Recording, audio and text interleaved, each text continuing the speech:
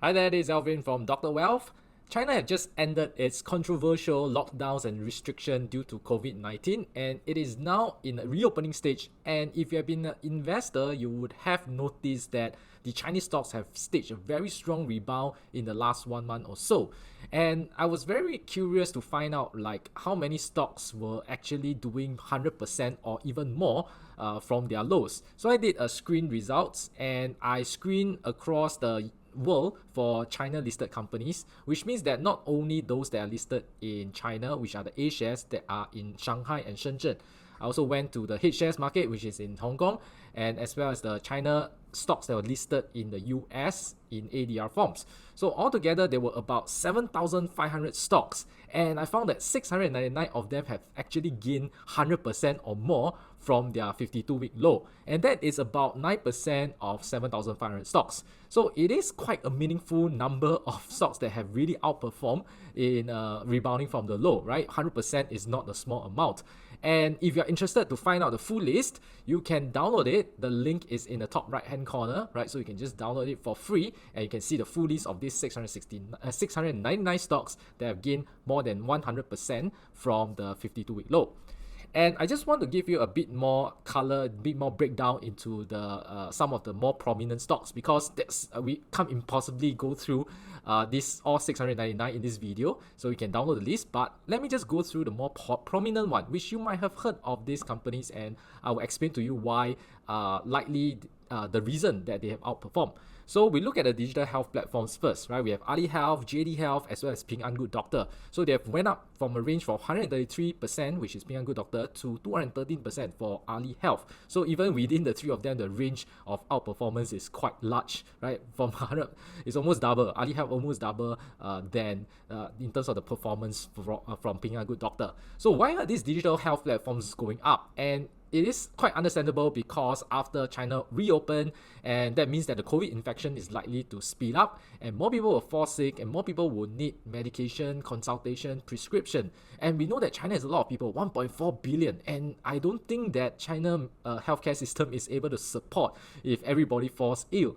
And this is where home quarantine and ordering this medicine or consultation online, it becomes very crucial, right? It becomes a very critical pillar to the entire healthcare system in China. So I would say that it is reasonable that their share price go up in anticipation of a very fast high revenue growth in probably the next 1 year or so, right? So the market is predicting that is going to happen, right? So remember that the market is always a forward-looking kind of indicator, okay, before the fundamentals actually show up. So I do think that there's some grounds for this. And another group will be the e-commerce, and you would be probably thinking of JD.com or Alibaba, but somehow the smaller players like Pinduoduo and VIP Shop were the one that gained more than 100% from their lows, right? So I guess it's just that the bigger companies like Alibaba or JD, in a sense that they have a lot more shares, market cap is a lot bigger, so it's harder for them to move, right? It's not that they didn't move, they did move, but just not as much as Pinduoduo and VIP Shop. So I do think that that is probably one of the key reasons, but even the e-commerce platform as a whole, there's a big recovery, right? So the reason for this, I think, is that given that there are a lot more loosening controls, and deliveries can be done a lot easily, the time to deliver also gets shortened, so that maybe propel more people to spend on the platforms. And maybe when they start going out, they need to buy clothes, they need to buy more things, to dress up, and that's where the consumption goes up as well. Okay, so that is my conjecture. The third is the streaming platforms, right? So we have Bilibili, iQIYI. iQIYI is like a Netflix in China.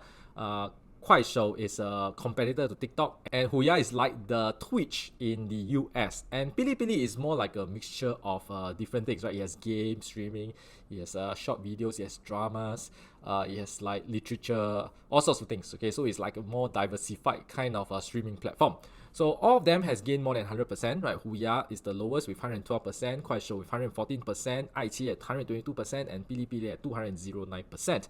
So why are these streaming platforms going up, right? Considering that people are probably going out, right? Why do they go up? So my view is that this is more related to the tech regulation crackdown, right? Which is coming to an end. The government has repeatedly saying that the regulations for these tech companies come to an end. So I do think that that is a response to that, not so much of the reopening that we have been talking about.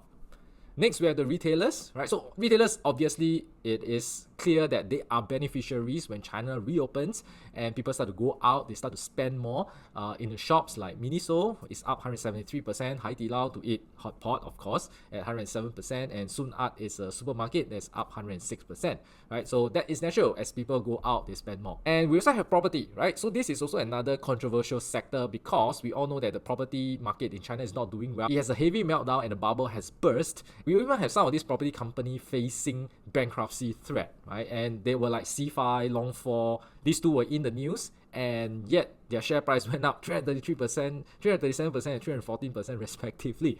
Okay, they probably have dodged the bankruptcy risk. And one reason besides the reopening is that China has also loosened or relaxed its property measures. So we also see Country Garden, even though it was not facing bankruptcy risk, but it has some negative news of the founder selling stake in the company, right? But it's also gained 190%. And there's this KE Holdings, which is the largest real estate brokerage and platform in China, and of course it benefit from more transactions, right? Because they do facilitate transaction and take a commission out of it. So it's also up 111%. So it seems like the market believe that the situation is going to improve. Property investment probably going to come back to a certain extent. Maybe not a total recovery, but definitely it's better than what it is used to be.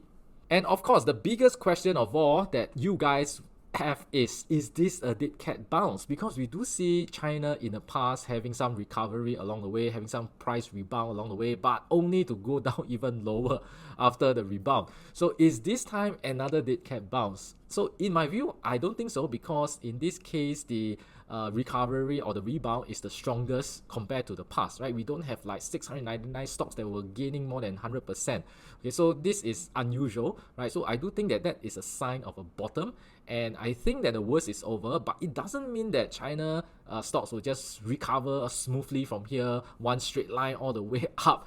It will still meet some challenges along the way. You will zig and zag, right? Whether will it fully recover to the highs, say 5 years ago, it is still unknown, right? Even if we look at this is like 11 years, we look at MSCI China index itself, it is still down 8%. So the rebound, although strong, it doesn't suggest that China market is out of the woods. It doesn't suggest that the China market is expensive. So I do believe there are still opportunities. Of course, one needs to be discerning to find out what are worth investing in. Not all stocks are investable in this case, right? But I do think that it's not too late, and I do think that it is the bottom. But I just don't know whether it will recover or even break through the previous high, right? It takes a lot more good news for that to happen.